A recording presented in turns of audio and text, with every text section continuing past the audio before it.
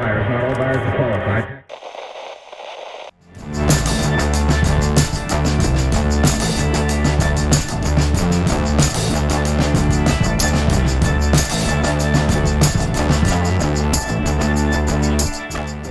Oh, look at that. We're good to go.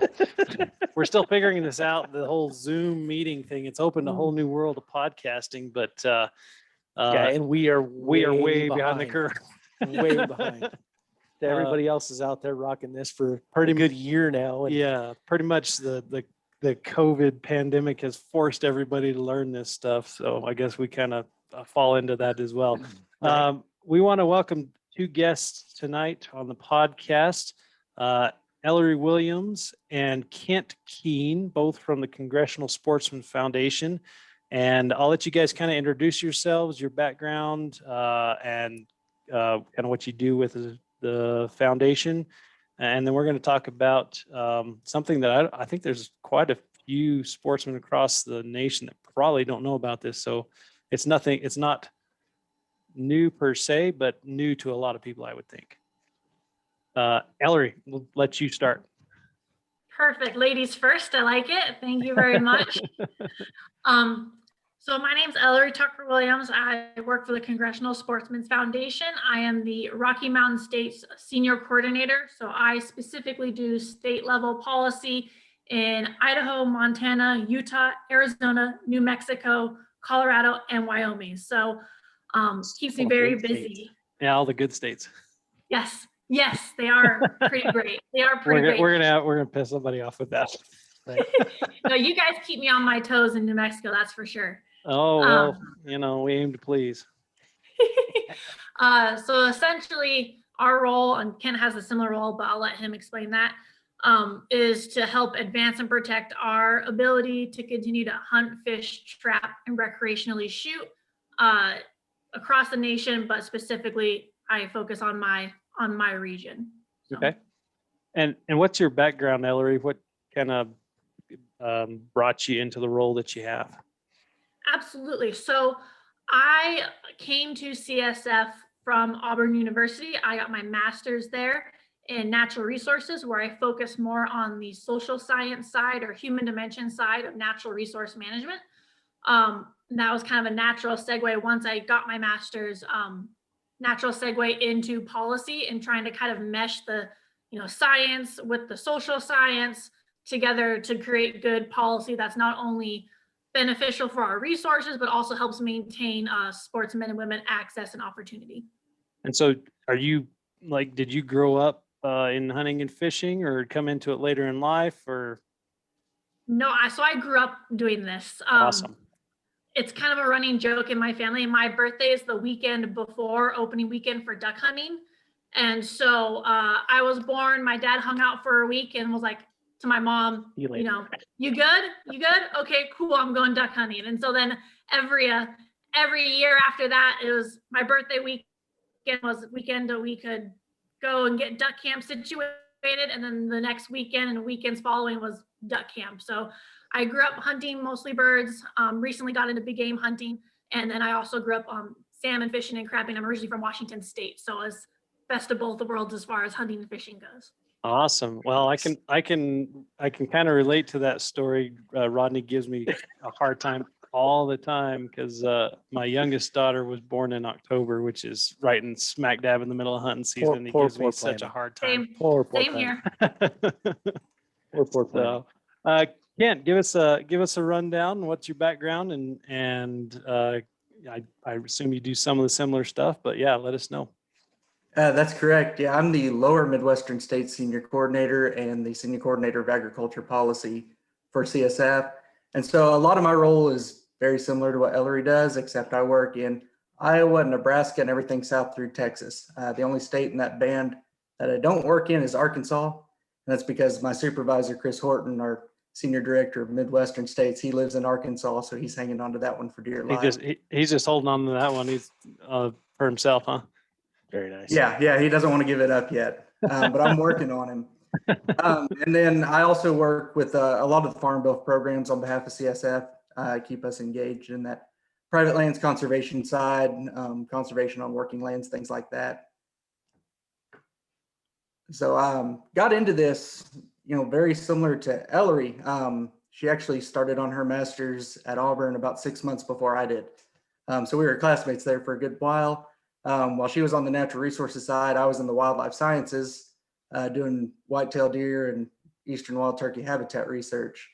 Really like to be outside, but then as I progressed in that role, I learned that I like to teach people about what it means to be outside, to manage that habitat for those game species and for the non-game species as well.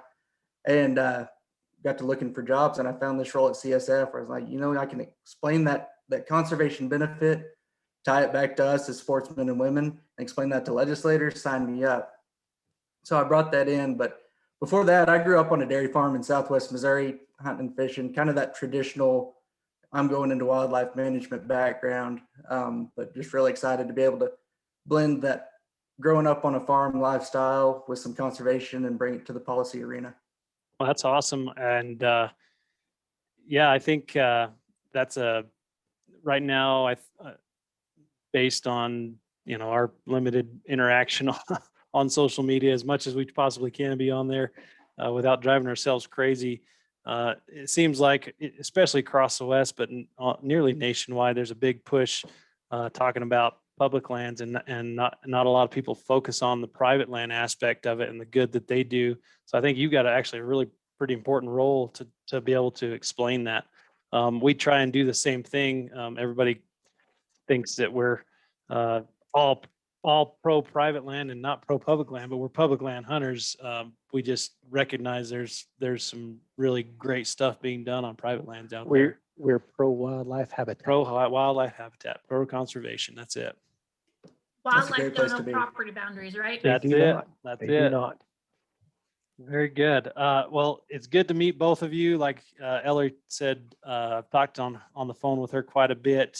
We were engaged with the legislative process here in New Mexico, which she was extremely accurate on that it just keeps you on your toes. Had some big wins and a big loss this year in New Mexico, but yeah, wanted to get together and talk about this 30 by 30 push and get people kind of on the same page and understand what's coming down the pike, I think. I'm going to turn it over to you, Ellary, and let you guys kind of talk about it, and then we'll cuss and discuss and throw in our two cents every now and then, like we do. Yeah. I'm actually looking forward to it. I don't know much about this. I think, Kyle, you know more about it than I do, and I don't know much about it. So I'm going to be kind of a newbie questioner. Yeah, That's the role I'm going to play. which sometimes it comes up with some doozies. So. Right. Ellary, go for it. Perfect. Well, I'm actually going to give it over to Kent. Kent is Oh, actually great. one of our top, 30 by 30 experts at CSF on it, especially on the terrestrial side. And given, like he said, his background in public and private land management, he has a really good insight. And then I'll kind of jump in where it's good and help loop it back to what we saw happen, what we see happening in New Mexico. Great. Yeah, Kent, I guess a lot of this podcast is geared towards new hunters, although we do have a lot of hunters that longtime hunters that listen to it. But bring us in kind of from the beginning. Like Rodney said, I'm sure there's a lot of newbies out there that don't know what this is. So kind of build us a base and take us from there. Sounds good. And Ellery set me up for a great fall because I'm learning a lot of this along with you. I think everybody is. But at its most simplest form, 30 by 30 is an initiative to protect 30% of our lands and waters by the year 2030. And that's linked to really a global initiative that started with UN's Convention on Biodiversity. And it's a big push to conserve and protect biodiversity across the world. Biodiversity has been declining. As sportsmen and women, a lot of times you hear us focus just on the game species, the species that we like to try to hunt and catch and things like that. But we're noticing that, even those game species are part of the ecosystem, and the diversity across those ecosystems, and as a part of that, those ecosystem services are in decline. The issue with that right now is that really what I just laid out is as far as a lot of these initiatives have gotten. We want to protect 30% of lands and waters by the year 2030. And there's not a whole lot of substance beyond that. And so that's where we at CSF and several of our mission partners are coming in, trying to lay out from that sportsman's perspective, what we think this 30 by 30 initiative can look like and be successful, and the steps that we'd like to see taken to get us to that point.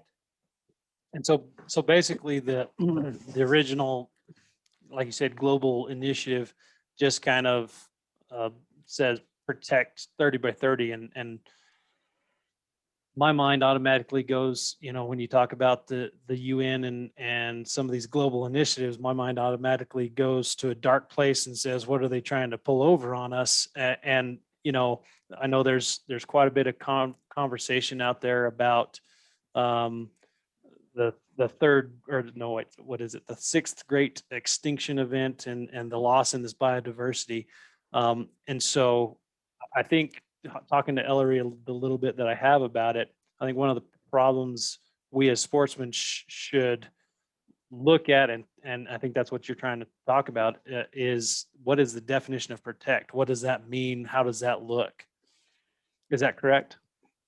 Yeah, that's exactly it. And one of the things we have to keep in mind is, though this is coming from the UN, in America, we're blessed with a conservation system, that North American model wildlife conservation, and the American system of conservation funding that pays for a lot of that conservation. And a lot of other nations don't have that. So we're very fortunate in that regard. And so trying to take that model that's been so successful, primarily on the game side, and pointing out that, hey, if the goal is protecting biodiversity on both the terrestrial and the aquatic side, we've got a lot of this resources. We've got the scientists who can get us there. We've got the conservation practices. So bringing all of that to the table, from either the perspective of sportsmen or sportsmen as conservationists, because we are the original conservationists, and pointing that out and trying to make the policymakers understand that, and give us a chance to have our voice be heard as these 30 by 30 policies are laid out. And to add to that, also on your question about how, we don't necessarily know what protection means. And those are a lot of the questions that, the community has as a whole, right? So what does that mean? Is it, locking up lands? We don't want that. We want active management. We want access. We want, sportsmen and women to be able to continue to do these things. We want outdoor recreationists to continue to keep being able to do those things. So it's about finding that middle ground as far as, okay, how do we reach this objective? And how do we go about it? That devils are in the details, right? So, Yeah. So how? Oh, we got Ellary froze. Froze. Are you still there, Kent? Everybody freeze. We are supportive of that question in and of itself hasn't been answered. You still Okay. there? Yes. We might have you restate that. We have Technical difficulties. technical difficulties, but so take us back through like the last 15 seconds. 15 seconds. Okay. Essentially what I was just kind of getting at was that basic questions is what does protection mean? We're trying to figure that out. That hasn't been defined. And then even more basic is what is that baseline to protect 30 by 30, Mhm. right? So that all depends on who you talk to right now, because it, again, hasn't been defined. So as sportsmen and women, we have, as Kent laid out really nicely, we have all these programs in place, all this experience doing conservation work that also facilitates, sustainable use of those resources. And so what is our baseline? I was just doing some quick digging before we got on this call, and there's already, op-eds popping up in New Mexico about this 30 by 30 initiative. And they say that only 5% of New Mexico is quote unquote protected. Well, what's that baseline? Because technically, right, New Mexico is 50% public land. Yeah, exactly. So if public land is considered protected and it's actively managed, then technically New Mexico's already at that 30%. Or is it 30% on top of what is already considered protected under whatever your definition of protected is? Yeah. So there's a lot of unanswered questions that as the sportsmen and women community, we need to have answers to kind of help alleviate some of those concerns and to provide a good path forward that we can all collaboratively come together to achieve this greater goal. Yeah, because that gets really complicated state to state, especially in the West with the varying degrees of public land that's there.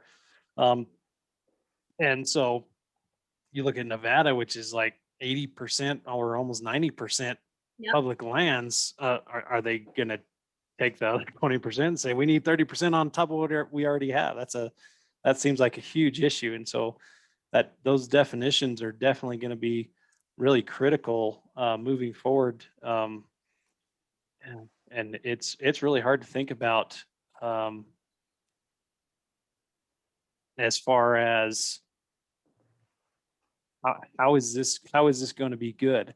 And I guess, Ken, I have a couple of questions for you. Do we know do we have any baselines as far as we talk about the biodiversity, as far as the North American model of wildlife conservation and being actively engaged in that conservation, even though it's focused on, our game species? Do we have any kind of baseline or data talking about doing these things, this conservation work for game species has had these side effects for all these other species? Do we have anything like that kind of nationwide or even on a state level?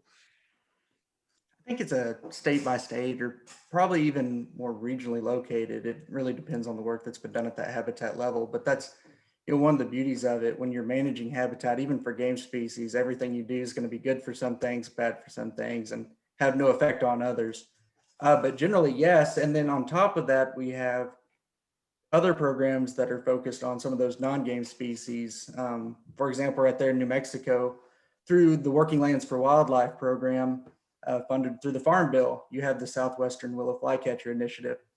The good thing about the habitat work that's been done as part of that initiative, not only is it benefiting that species that is getting close to that Endangered Species Act threatened and endangered category, but it's also benefiting other species that utilize that same habitat. So it goes both ways. The work that we're seeing done for game species can have positive effects on non-game and vice versa. Okay. And the other question I had was, there's, discussion about, I've seen a couple of articles talking about how there's groups like RMEF who's, kind of, I think they're kind of coined the phrase hunting is conservation, but there's some articles coming out now and op-eds like you talked about, talking about how hunting isn't really conservation because of these different things, and bringing up the whole sixth great extinction event. What I don't know is how much of those, like those threatened and endangered, how much is going on in the United States with our model of conservation compared to worldwide? Is it kind of across the board, so it doesn't really matter as far as conservation models, or are we seeing those extinctions happening more worldwide and not so much here in the United States or in North America? It's funny you asked that. Ellary and the rest of the staff were having a call about an article that said very much the same thing. Ellary, I'll turn it over to you for that one. Sure. So I think that that's an interesting question and an important question that we don't necessarily have all of the information for, right? So obviously there's a lot of species on the planet, right? And a lot of which we don't necessarily even know. And we have this idea of this global initiative, which is great. And it's a wonderful thing as far as, trying to maintain conserve our biodiversity in our lands and whatnot. But at the same time, it's hard to understand what's going on in other countries, right? All about what research you can get, the research being done. Other states, other countries may not necessarily put forth that same type of research and funding that goes into conservation as we do. I mean, like Ken said, we have a globally recognized excellent management and conservation system here. So I think it's a question that a lot of people would like to have an answer to that we just don't necessarily have, as far as We know that globally there's a trend. We know regionally that there are trends where some species are doing great, other species aren't. And I think it's kind of that patchwork, probably globally. No newbie questions? I'm building them up. I'm building them up. When we get towards the end, I'll have a bunch. I know. I'm still learning, and I don't want to start the soapbox yet. Go ahead, Ellie. I was just going to say, and kind of on top of that 30 by 30, we talked a lot, we talked previously about the Nevada having 80% public land. And then you have other states comparatively on the other side of the spectrum, right? Like I'm more familiar with Alabama, given that's where my research was done. But I believe, Kent, correct me if I'm wrong, but they're 98% private, roughly, high 90s. Yeah. And so then that's where you have this discussion about, okay, well, what constitutes 30 by 30 on private lands? What programs do we have in place to do that?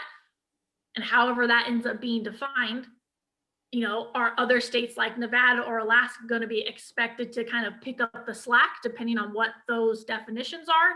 So there's a lot of these unanswered questions that not only impact public lands and resources on those public lands, but also our resources, like we said, wildlife and resources don't know property boundaries that happen on our private lands, and how we really need to bring all parties to the table to really do this in a manner that is beneficial for everybody.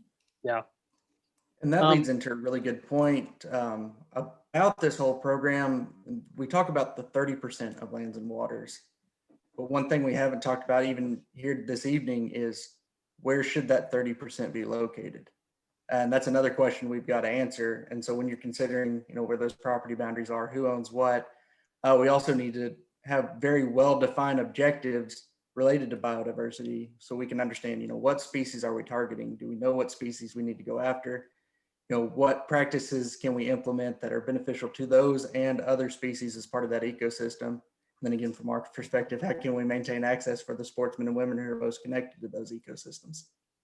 Well, and I can see huge, as I'm sure you guys can, it seems like almost nobody's interested in meeting in the middle anymore. It's all or nothing for everybody. And so you tend to get these situations where they want to do this conservation and they say, well, not here and not here and not here. And so you get into the questions like you're talking about, well, where are we going to do this? Where are we going to, we can't drill in I'll just use Bristol Bay as one of the examples because it's always kind of been in the news recently, but, or is that what it is? Yeah. Anyways, The headwaters up there. they talk about, well, you can't do it here, you can't do it here, but where is this going to happen? I think that's a big question for would be for us and is going to be probably for a lot of sportsmen. And particularly, I think when you start looking at where funding for conservation comes from, and a lot of it comes from, drilling offshore on federal lands, all that stuff. And you start looking at that and say, well, you start shutting that stuff down and where's the funding come from? Anyways, Rodney pulled the soapbox out. I stood up on it. I'm going to get back off of it. Tell us about kind of what the Congressional Sportsmen Foundation and some of your partners are looking at doing or what you have in place and yeah, tell us about what you guys are up to. Absolutely. So if you go online, highly recommend going to huntfish3030.com. That's huntfish, one word, with the digits 3030.com. And on that website, that is where we have our hunting and fishing community statement on the 30 by 30 initiative. And it breaks down a lot of what we as a sportsman's conservation community would like to see to ensure that when and if this 30 by 30 initiative does get off the ground, that it's actually accomplishing measurable goals. And it lays out a lot of, again, what we'd like to see related to the initiative and to the role of sportsmen and women within that initiative. And that includes maintaining, as much access as we can for sportsmen and women to continue to participate in our endeavors while providing that critical funding through the American System of Conservation Funding. Yep. And I think it's important too to note that, you know, we need to make sure, not only do we need to make sure that sportsmen and women are at the table from the get-go for these discussions and implementation, but if we aren't, or if we don't make sure that we are invited or invite ourselves, depending on, you know, the situation, we need to make sure that we're a part of it. Otherwise, we're going to be playing catch up, and we don't want to be doing that. We want to be out front, helping lead this initiative and being a key role and using our collective knowledge and our experience and that funding model and just everything that we have learned from doing this for so long and being, you know, the original conservationists and all the benefits that we have already done and helping kind of shape this in a way that we know can be successful while not limiting people's abilities. And so kind of like, where do we stand on it? So where is the 30 by 30 initiative I think judging from what you guys are saying, it's kind of in its infancy. Are those discussions happening? Are we looking like sportsmen are going to get a seat at the table? Or are we just gearing up to be ready when and if it does get off the ground? I think it's a mix of all of that, and it really depends on where you're talking about. And so we've seen bills introduced at the state level throughout the nation. Last year in California, we saw a bill that was very ambiguous in its language and was kind of threatening to access for sportsmen and women. And that's absolutely what we don't want to see. And then we've seen other examples that highlight the role of sportsmen and women as conservationists and do maintain that conservation-centric approach and the access and opportunities for sportsmen and women to continue to be a part of that system. So I think it really varies. At the federal level, this was explicitly mentioned in President Biden's executive order talking about climate change. And so that is something else that this initiative has been very closely tied to. And so as a part of that, CSF and others have been having very close conversations with the Biden administration, those cabinet departments, to ensure that when regulations are put in place, that we do have an opportunity to have a seat at the table and discuss that and ensure that what we're doing is beneficial for biodiversity and achieving those very well-defined and measurable goals while maintaining access for everything that we love to do. Right. And then I'll add on to that too, that, being that this was an executive order, it's a lot of the responsibility is landing on the states to kind of figure out what it means.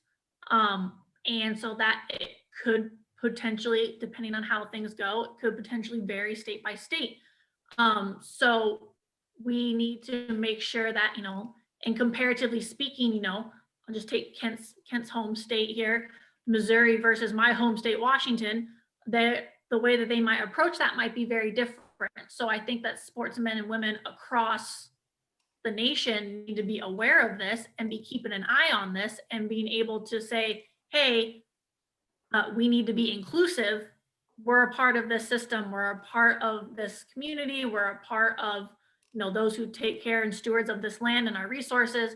And we need to make sure that we're in it to win it from the beginning. So I think it definitely varies state by state, and we need to make sure that everyone is just aware of it and can be a part of it as need be. Take us through maybe a little bit of kind of, I hate to split it like that, but kind of some of the things that you see or have seen talking about this and having those discussions with at the federal level or state level with agencies and departments, things that you're really trepidatious about, and then maybe some things that you're really hopeful about. I really don't know that we can answer that because in a lot of cases we're not there yet. Okay. The things that we do see that make us nervous are any initiative that leans toward a preservation, kind of that hands-off approach versus a conservation approach. If we're trying to have very specific outcomes related to biodiversity, whether those are linked just to biodiversity or linked back to climate change, active management is going to be the most efficient, most effective approach to get us to any goal. Whereas those who are arguing for that hands-off approach, sometimes the science may say that the best thing is to take our hands off for a little bit and let the ecosystem rebound, see what happens. But in a lot of cases, active management, whether it be active forest management, reintroduction of things like prescribed fire and some dedicated harvest, those are necessary. And so we don't want to see any proposals that prevent activities such as that from occurring. Luckily, we haven't seen many of those that have gained much traction. And we're hoping that remains the case. And that's why we're trying to take this proactive step to speak not just to the access. We've been hammering access a lot from our perspective, but also the conservation and as a part of that active management of ecosystems that really get us to those biodiversity objectives that we're trying to hit. Yep. And then I'd say out west, I mean, Kent mentioned it earlier that this kind of 30 by 30 push really started in California, and it left us wanting a lot more information. And we're starting to see things like that pop up. I know in Nevada, there's a 30 by 30 resolution right now that's actually fairly decent. It's pretty good. They talk about access and hunting and fishing, things like that in it. But again, it's this kind of cautiously optimistic, measured approach that we're trying to take just to make sure that, from the get-go, we're consistent with our messaging, consistent with what we want, to make sure that it's very clear what is necessary for these concerns that the sportsmen and women have about this initiative. So that way we can try and address these issues ahead of the curve, as opposed again to trying to play catch up.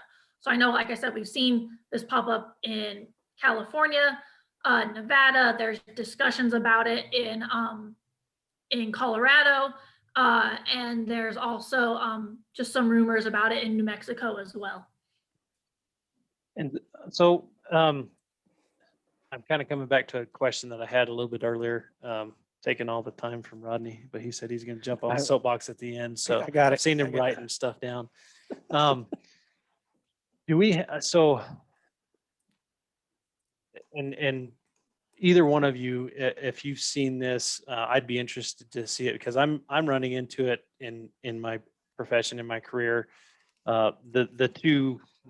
Basically the two things that Kent talked about, there's this hands-off approach, where people are starting to cite science and saying we need to have this hands-off approach, or they're saying nature needs to take its course, versus this active management approach.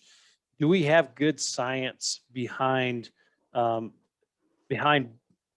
both, or do we have good science behind management to say this is, I mean, I know we have good science behind management, but are we addressing that? Are scientists in the states looking at it from that viewpoint, thinking and looking forward, saying we need to be able to say management is definitely the better way to go versus this hands-off approach? And I understand there's certain instances where you have to kind of let the system reset, but I haven't seen a ton of data saying that creates better biodiversity. I mean, one thing off the top of my head I can think about is you look at wilderness areas within states, and for the most part, you're going to see the biodiversity much greater in a kind of that urban rural divide where management happens versus in the center core of those wilderness areas.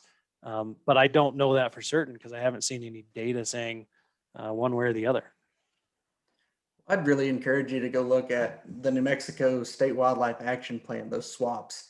Now, SWAPs, every state has them, and they identify the state's species of greatest conservation need, SGCNs. And if you start pouring through those state wildlife action plans, they're just that, they're action plans. They're not sit back and wait plans. And so I was trying to spend some time doing a little background research. I was digging through New Mexico's plan, and they break down the state into 6 regions. Well, 3 of those 6 regions, in their overarching objectives, the restoration of natural fire regimes was a top priority. The restoration of natural fire regimes is not something you're going to get through hands-off management. That's going to take active management. Right, yeah. So I think that's, if you want just a glaring example of how active conservation as opposed to preservation is going to play into this system, I think that's a great example. And then on top of that, this session, they actually passed a prescribed fire burning bill that helps kind of facilitate that and kind of help get, prescribed fire back on the ground for active forest management. So that was a good thing that came out of this session. Yeah, that's been something that's needed for a while. For a long time. Yeah. It's been such a taboo subject for a long time. I think finally the fire officials are starting to come around to realize if we get even a natural start, it's better to manage it than just suppress it. That 100 years of suppression that we've had has just been brutal. Yeah. I'll be real honest with you. I don't know that I've ever been happier than when I was on a conservation area and I heard a hunter. I was just sitting there visiting with him in the parking lot. He uttered the phrase, "Good fires prevent bad ones." And a tear rolled down my face because that's absolutely right. That's something we preached we were preached to at Auburn about almost on a daily basis. So hearing that and seeing that mentality, not just in the Southeast, now that I'm back in the Midwest, but throughout the nation, seeing efforts like this to make it easier for even private landowners to implement prescribed fire on their land for conservation practices or purposes, that's just great news. Yeah, definitely. And I think it's also important to note too that, active management is really beneficial because our landscapes just aren't the same as they were back when you could just leave things alone and let things balance, right? What have we been saying? That's what we've been saying. You're just building Rodney's soapbox. Right. Happy to do it, but it's easy when you got the facts right. So it's this balance that we're trying to, okay, yes, do we want nature to take its course? Absolutely. I mean, nature can do great things, but our landscape is not the same. We don't have these connected landscapes, these unbroken habitats. We have all these different factors that are influencing our landscapes and our resources that need to be properly managed, because we're not just having to balance what the resources needs, we're also having to balance the human side, right? Because humans aren't removed from nature, we're a part of it, we're influencing it and back and forth. So we need to make sure that we can find that balance in our management, and most of the time that needs to have some type of interaction. Yeah. She's answering all my questions, man. I'm gonna have nothing to say by the end of this podcast. You hadn't said very much, so you better get after it. Literally, she's answering all of my questions as we go, and stating things that I've been preaching about. Yeah.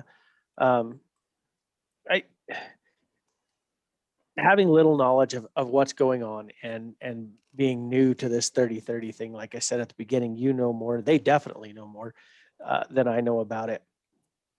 One of the things that I think, not necessarily a question, but an observation, where you talk about we want to get in on this at the beginning so we're not playing catch up later.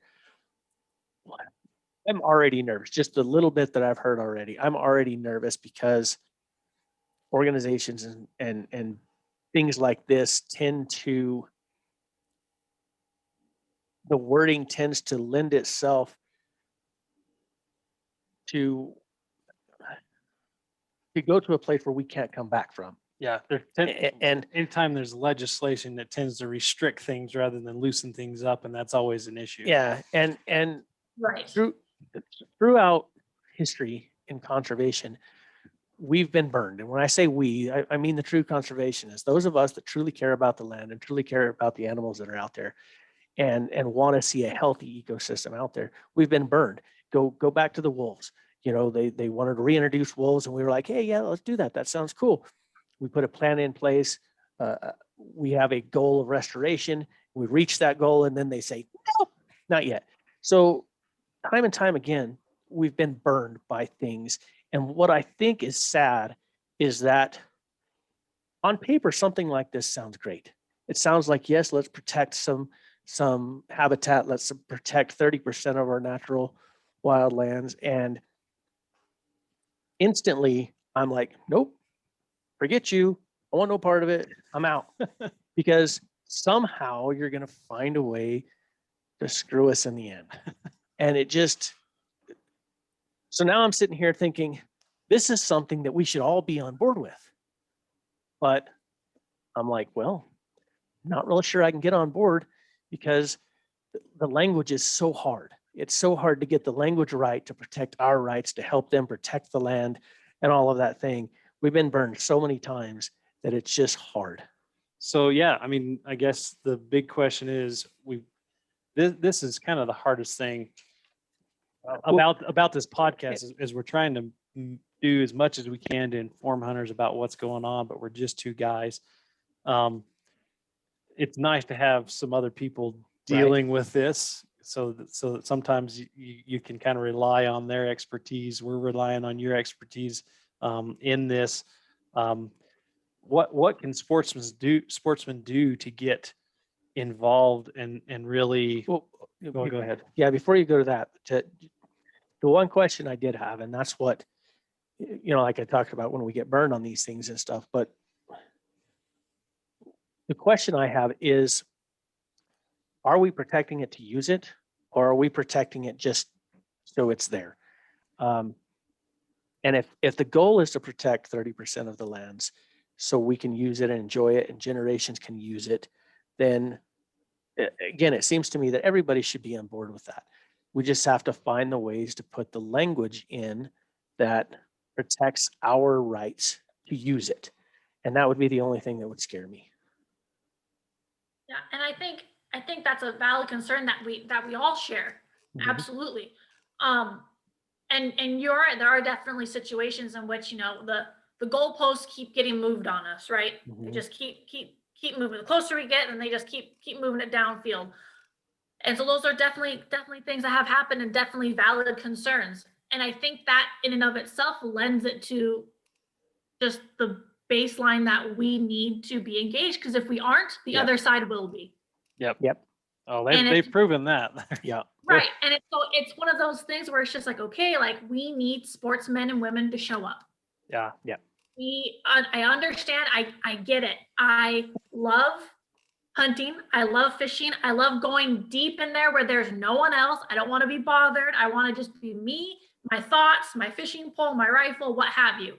Mhm. But at the end of the day, if I want to keep being able to do that, I need to show up, and we need Yeah. sportsmen and women to show up. And it's not this siloed effect where it's duck hunters versus deer hunters versus trappers versus, fly fishermen.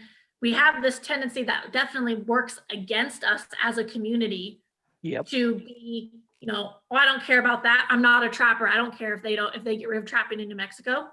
Okay. Mhm. One part of the community that's now, has lost that ability. What's next? Death So by 1,000 cuts.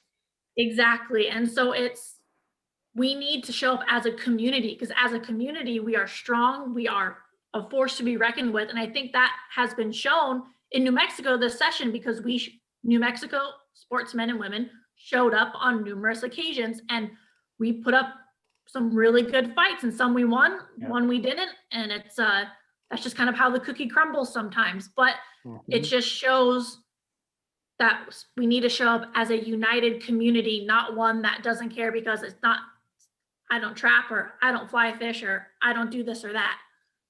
And that right there is a very well articulated argument on why we support private landowners. Yep. Perfectly articulated, because that is it. We're a community. While private lands and public lands both hold habitat for the game species that we love to pursue. And that's why we are advocates for both. Yep.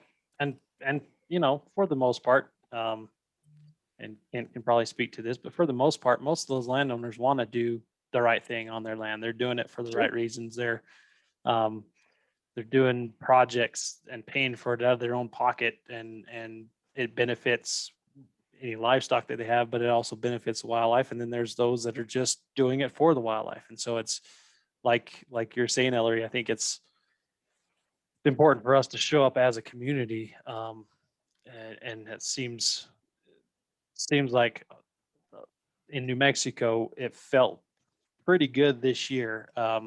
Even the one that we lost, even the trapping ban on public lands that we lost by one vote.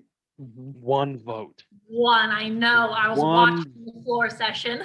One vote. If we could have gotten just a few more people to call in those certain key districts, we knew the districts we were going to lose, but really it was was a hard fought session, and I think the Sportsmen really showed up. I was thoroughly pleased to see it. They did, Yeah. and I think it's also commendable because, the sportsman's community in New Mexico wasn't getting paid to do so. They weren't fundraising or putting commercials out or anything like that. And They got didn't- almost no time to state their case. Yep. Yep, exactly. And so the opposition, it was not the case for the proponents of that bill. And the Mhm. fact that we got that close really speaks volumes to what the sportsman's community as a whole can do when we are able to rally together and support one another as a community. Absolutely. And I think that Absolutely. goes the same thing for this 30 by 30. If we are able to come together as a community and say, we like this idea, but these are our conditions for our support, then we're on board. If you don't hit these key points, then that's a different story. And it's going to be a whole different conversation. Yeah. And I think that's one of the arguments we really have to prepare for is we've had this North American model of wildlife conservation that really, has figured out some of the funding issues. And I really do want to see biodiversity. I want to see money go towards these species of greatest conservation need. But what I want to see is it come from places other than my pocket. I'm paying for the species that I really want to, deal with, the game species and things like that. I would be absolutely up for seeing something like the Pittman-Robertson excise tax for species of greatest conservation need. Let's tax backpacks. Let's tax hiking shoes. Let's tax Right. those things and put that money towards that. I think that's a great middle ground that we can come to. What we're always afraid of as sportsmen is they keep on coming after our money, coming after our Yeah. money, coming after our money. Yep. Yeah. And that's absolutely valid concern and one that is shared by a lot of people in the community. And just to kind of put some numbers here to put it into perspective, in 2020, New Mexico received $40.2 million through the American System of Conservation Funding. So that's your hunting license dollars, your PR money, your DJ money, all of that. $40.22 million, all from sportsmen and women. Yep. New Mexico Department of Game and Fish's total budget, hunting and fishing sportsmen and women dollars is 99.3% of their total budget. So sportsmen and women supply almost 100% of Game and Fish's budget in Mexico. Yeah, and that's not necessarily true across all states, but New Mexico is almost 100% funded by sportsmen and women. And Yep. the funny thing is, you talk about those threatened and endangered species of greatest conservation need. Even those species that they have a biologist on staff for those species, it's probably underfunded, but they do have a stamp that you can buy that goes directly to that. And so even the sportsman's dollars are going to that as well. Yeah. And I think it's also, important to note that New Mexico on the state wildlife action plans, the SWAP that Kent talked about, they have, 230 species, Yep. 235 species that are identified as species of greatest conservation need. Yep. During, I believe it was the Senate Bill 312 hearing, Director Sloan was asked how much money it would cost if every single one of those species was actively managed in the state that are identified. And he said it would cost approximately $27 million to manage every single one of those species identified in the swaps. So that right there, if it came out of sportsmen's dollars, would be over 50%? Yeah, half or a little over half of the budget. And I think that's being conservative. Yeah. Right. So, Which and is I why think we that- fought that so hard. Yeah. And I think that's an important kind of segue into another topic that I know that you were of interest to was the, Recovering America's Wildlife Act, which Yeah. which hasn't been introduced yet this Congress. There's discussions and trying to get it introduced in the coming weeks. But that's the Recovering America's Wildlife Act is trying to directly address that concern as far as, you know, conserving and managing, actively managing these species of greatest conservation need while not putting the burden on sportsmen and women. Kent, I know you've done a lot on this. Is there, you want to add to that? Yeah, absolutely. So with that Recovering America's Wildlife Act, that's right now an estimated about $1.4 billion annually split amongst the state agencies and tribal agencies that are charged with managing these fish and wildlife resources. It's a very similar framework to the current American system of conservation funding in that the states would be required to provide a 25% non-federal match to be able to access those funds. Ellary mentioned that you guys had a couple questions related to the use of license dollars to meet that match requirement. And so wanted to try to alleviate some of those concerns. So short answer, can you use license dollars to meet this Recovering America's Wildlife Act 25% match? Short answer is yes, but there are a lot of caveats to get you to that point. So first, for a state agency to be able to use any license dollars, they have to have fully met the 25% sport, fish, and wildlife restoration, that PR and Dingell-Johnson Act match requirement for each of the last 2 years. So they've had to fully meet their match requirements through the current American system of conservation funding before they can even think about using those license dollars to meet the raw match requirement. So you're looking above and beyond. The other caveat, if they meet that criteria, is that any grants that are funded through Recovering America's Wildlife Act, where the match requirement comes from our license dollars, that program has to benefit not only a species of conservation great. Oh, we lost you for a sec. Yep. I know right where we lost him. Conservation need. Hey, Kent, we lost you for just a second. You go right back to where we lost you. As you said, it has to go towards the species Yeah, of sorry greatest about need, that. as well as A game species or fish species that's pursued by the sportsmen and women purchasing those licenses. See, That's good to hear. that's I- decent wording. Yeah, because when I originally went through that RAWA, I looked, and the original information I had was that they were diverting Pittman Robertson to these species of greatest conservation need. Read through it, I knew immediately that's not what they were doing. They were appropriating monies, other monies other than Pittman Robertson, and then distributing them through Pittman Robertson to the state agencies. But I did not understand the caveats that you're talking about. Yeah, absolutely. And the sportsman's community worked really hard to get those in, because Recovering America's Wildlife Act is absolutely designed to be a complement to, not a replacement for, the American system of conservation funding.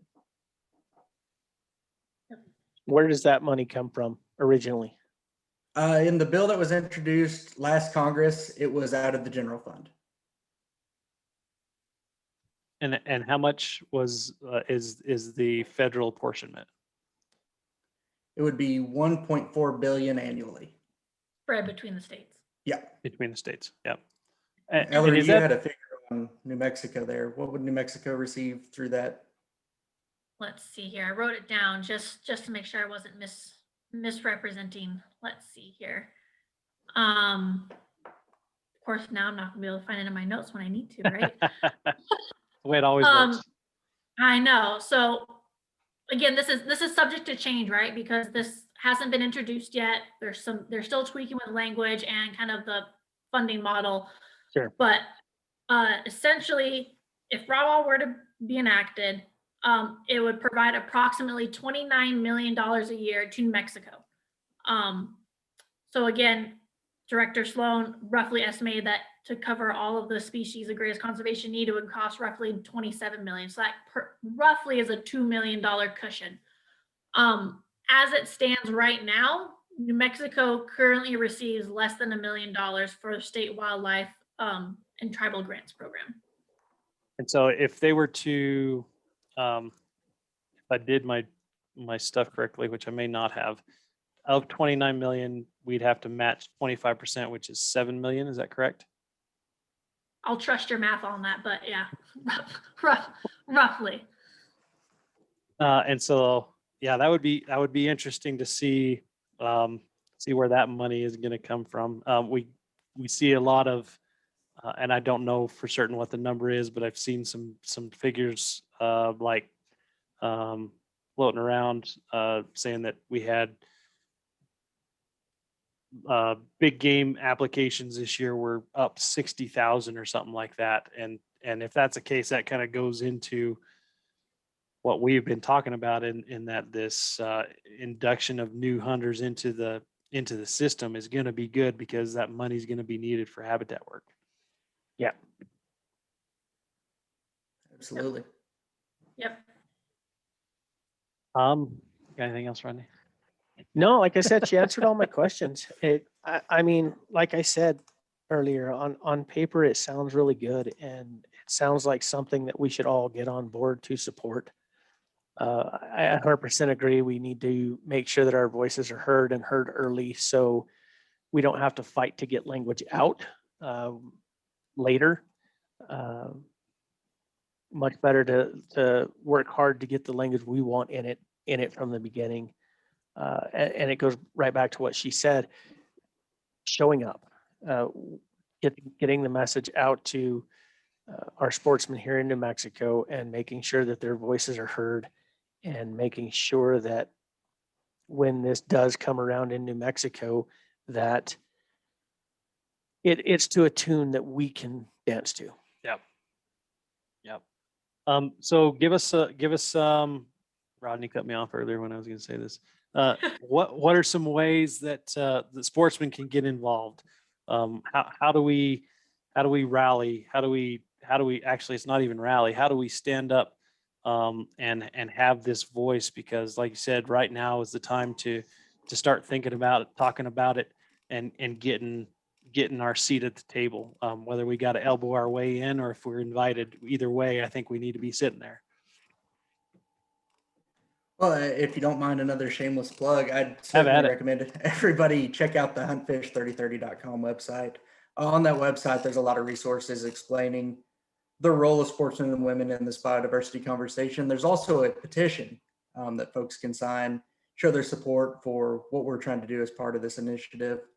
Then beyond that, come to the Congressional Sportsman Foundation website at congressionalsportsman.org. Educate yourselves as much as you can on these priorities that affect you as sportsmen and women, and then take that knowledge and become engaged. Contact your legislator, either within the state chambers or at the federal level. Contact your representatives, your senators, and let them know how you feel about it, because you'd be amazed how far constituent engagement can go. And I think also too, not only at just, the state and federal level, I mean, we're seeing initiatives like this pop up, on the county level.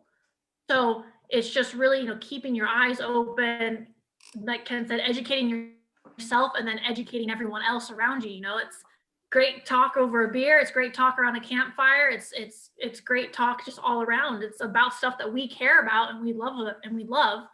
So why not, spread the word and reach out and let people know how you feel, and just keep an eye out and keep your ear to the ground. So that way, when you start hearing these conversations happen, whether they're from someone that shares your same perspectives or someone who might share different perspectives, it's about that dialogue. We can preach to one another all day long to someone that has the same viewpoints as you, but when it comes down to it, I don't need to convince, you or Kent necessarily. I need to convince other people. I need to explain my opinions and my side and everything to other people. So it's really about getting the word out there, calling your representatives, your senators at all levels, and just really making sure that our voice is allowed from the beginning. So that way that there's no question whether or not we're going to be invited to the table, because we have made sure that we are part of the conversation from day one.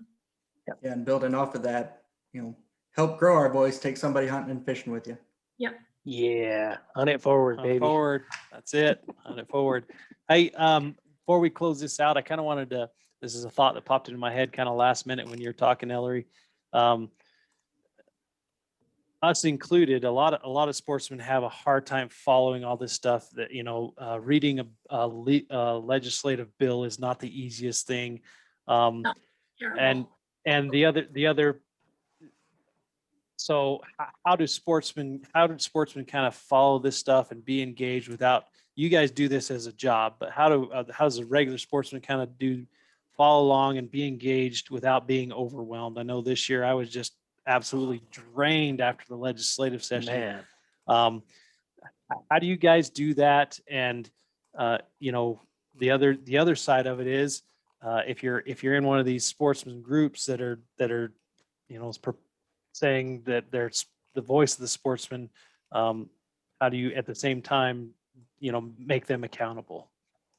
Boy, do we have the resources for you.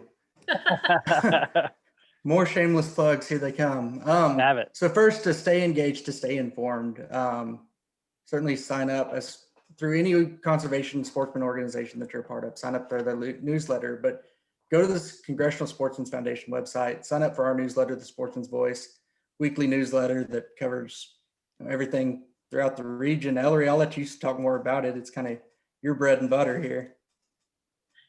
Happy to do it. So yeah, you can sign up for the Sportsman's Voice, which is CSS weekly newsletter. As Kent said, it kind of hits on high level, high ticket items that kind of pop up throughout the nation. New Mexico was in it a lot this year. So thank you guys for making it easy to write about things. Good, bad, or indifferent. And also, we also have something called Tracking the Capitals.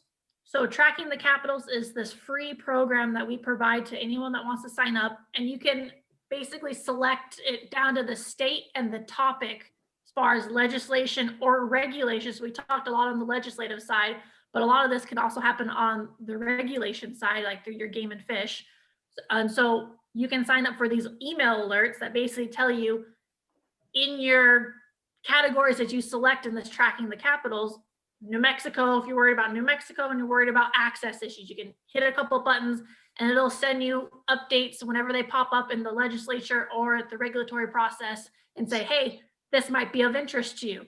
It's definitely going to be kind of dry reading, but generally speaking, it can at least kind of narrow your focus to the region or the state that you're most interested in, as well as the topics that are most interest to you.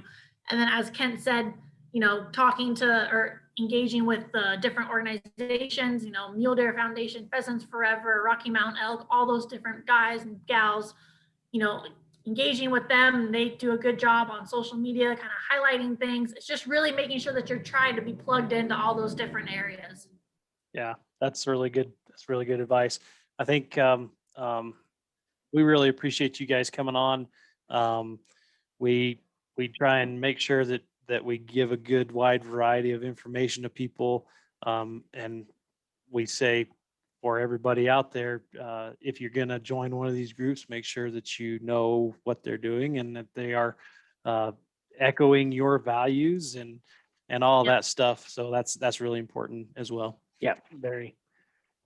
Well, Ellary, Kent, we really appreciate it. I think we hit a lot of good information here. I think this is going to be a really informative podcast for our listeners, and love to do it again down the road. Hopefully, when New Mexico's not so much in the news. Right.